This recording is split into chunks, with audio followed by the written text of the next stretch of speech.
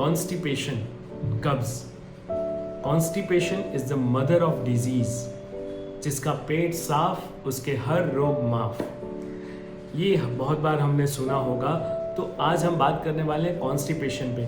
Constipation एक ऐसी बीमारी है, बीमारी नहीं कह सकते हम, ऐसी अव्यवस्था है शरीर की जिससे बहुत सारे लोग प्रभावित हैं।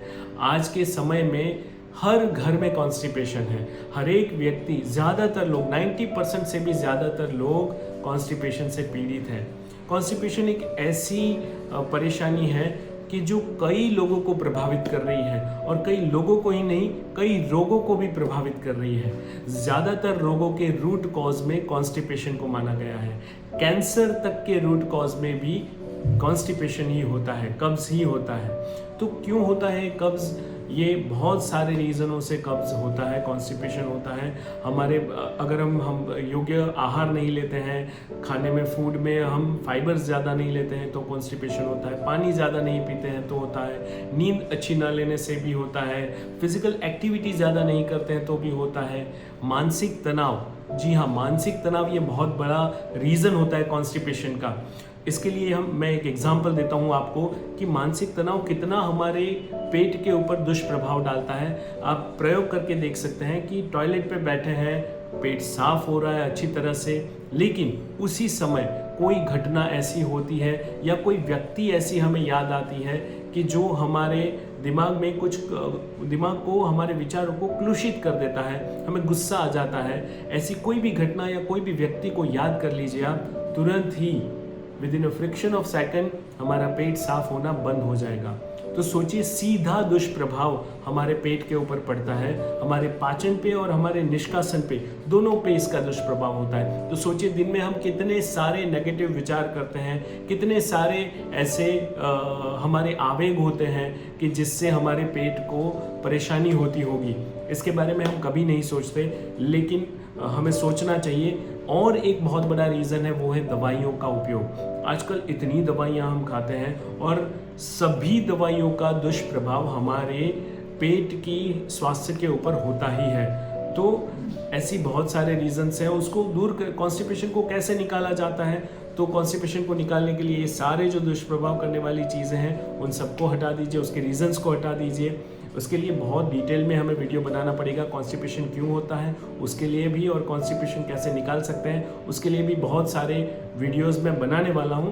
आप जुड़े रहिएगा हमारी इस चैनल के साथ। अगर आपने सब्सक्राइब नहीं किया है तो ज़रूर सब्सक्राइब कर लीजिए, ताकि ये सारे वीडियोज़, ये सारे लर्निंग्स हमें मिलते रहें और हमारे स्वास्थ्य को हम इम्प्रूव करते रहें, स्वास्थ्य के बारे में सोचते रहें। तो इसके लिए आप ज़रूर सब्सक्राइब कर लीजिए, बेल बटन दबा दीजिएगा, ताकि सभी जो वीडियोस मैं आप तक पहुंचाना चाहता हूं वो आपको नोटिफिकेशन के द्वारा मिलते रहें। तो ये कॉन्स्टिपेशन के बहुत सारे निकालने के भी बहुत सारे तरीके हैं। एक वीडियो मैंने बनाया था मुद्रा के बारे में। एक मुद्रा है कि जो कॉन्स्टिपेशन में बहुत अच्छा फ़ायदा करती है, अपान मुद्रा। वो वीडियो भी आप ज़रूर देख लीजिएगा।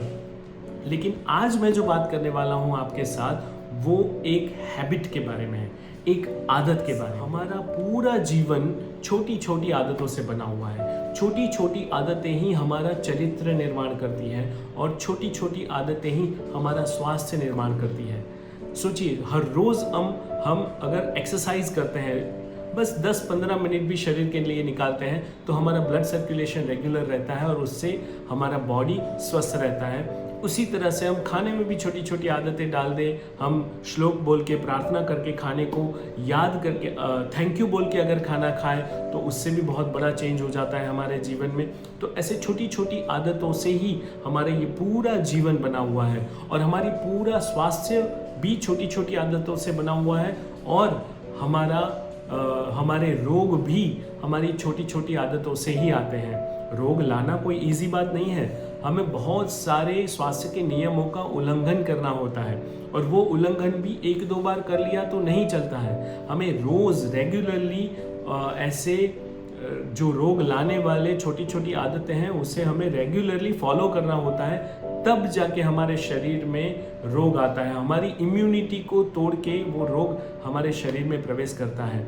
तो ऐसी कई सारी आदतें हैं कि जिससे हमारा स्वास्थ्य बन सकता है। तो आज हम बात करने वाले हैं ऐसी आदत के बारे में कि जो हमारे कॉन्स्टिपेशन को निकाल सकती है। दोस्तों आपने सुना होगा कि कई लोगों को ऐसी आदत होती है कि चाय पीने के बाद ही पेट साफ होता है, किसी को तंबाकू खाने के बाद ही पेट साफ होता है, किसी को ये सिगरेट पीने के बाद पेट साफ होता है। चलो ये तो हम मान लेते हैं कि ये हो सकता है, क्योंकि इसमें निकोटिन है, इसमें स्टिमुलेशन देने वाली चीज़ें हैं। जैसे ही हम मुंह में डालते हैं वैसे ही हमें स्टिमुलेशन मिलता है, हमारे दिमाग को स्टिमुलेशन मिलता है, हमारे आंतों को स्टिमुलेशन मिलता है। उसकी वजह से वो एक्टिव हो जाते हैं और मल को निष्कासन कर देते हैं। लेकिन कई लोगों को ऐसी विचित्र आदत होती है, विचित्र हैबिट होती है, जैसे कि न्यूज़पेपर पढ़ने के बाद टॉयलेट आना, जैसे कि मोबाइल देखने के बाद टॉयलेट आना। तो ये कैसे संभव है? इससे कैसा स्टिमुलेशन मिलता है? पर दोस्तों इससे एक बात ये साबित होती है कि आदत अगर हम डालते हैं किसी चीज़ की तो उससे हमारी साइकोलॉजी हमारे जो भी प्रभावित क्षेत्र हैं वहाँ पे एक्टिवेशन मोड में उसको लाता है। तो इसी हमारे शरीर की एक ये जो अच्छी प्रक्रिया है उसका ही फ़ायदा हमें उठाना है कॉन्स्टिपेशन को निकालने के लिए। तो और हमारा शरीर बहुत ही एडेप्टिव है, बहुत ही अद्भुत रचना है ये ईश्वर की, ये बहुत ही एडेप्टिव है। हम कोई भी आदत आसानी से शरीर को डाल सकते हैं, बस उसके लिए हमें थोड़ी सी धीरज रखनी होती है और बस उसके पीछे लगे रहना होता है। तो चलिए ऐसी एक आदत के बारे में मैं बात करता हूँ कि हर रोज़ सुबह जैसे ही हम उठते हैं उसके बाद ब्रश हाथ में लीजिए और ब्रश मुंह में डाल के ब्रश करने के तुरंत बाद जाके टॉयलेट पे बैठ जाइए। जी हाँ, ब्रश करने के तुरंत बाद जाके टॉयलेट पे बैठ जाइए, प्रेशर आया हो या ना आया हो। जाने के बाद भी टॉयलेट आए, पेट साफ हो या ना हो, लेकिन कुछ समय तक ऐसा कहा जाता है 21 दिनों के अंदर हमें कोई भी आदत हम अपने शरीर को, हमारे मन को डाल सकते हैं। तो एटलीस्ट 21 डेज के लिए ये प्रयोग कीजिए। हर रोज़ ब्रश करने के तुरंत बाद जाके टॉयलेट पे बैठिए। तो धीरे धीरे करके हमारे गट्स को, हमारे आंतों को, हमारे स्टमक को, हमारे ब्रेन को ये एक मैसेज जाएगा हर रोज़ कि ब्रश करने के बाद टॉयलेट जाना है, ब्रश करने के बाद टॉयलेट जाना है, ब्रश करने के बाद टॉयलेट जाना है। ये हर रोज़ हैमरिंग होता रहेगा और ये हैमरिंग की वजह से हमारा पेट उसी समय पे साफ होना शुरू हो जाएगा।